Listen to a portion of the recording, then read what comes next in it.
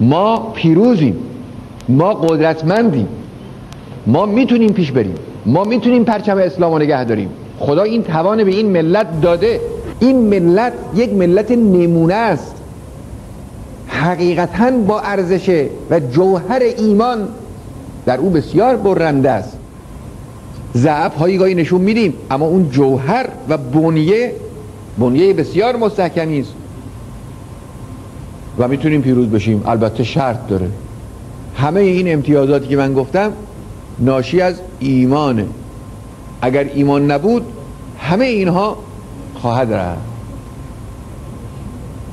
ولذا قرآن به ما میگه ولا تهنوا، سست مشوید، ولا تحزنوا، اندوهگین مشوید، و انتم الاعلون، خطاب به یک ماست، شما هستید برتران.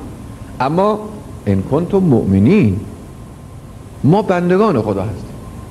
اگر صالح بودیم کارمون پیش خواهد رفت، اگر صالح نبودیم کارمون دشوار خواهد شد. این رو به عنوان یک درس، به عنوان یک مبنای کاری،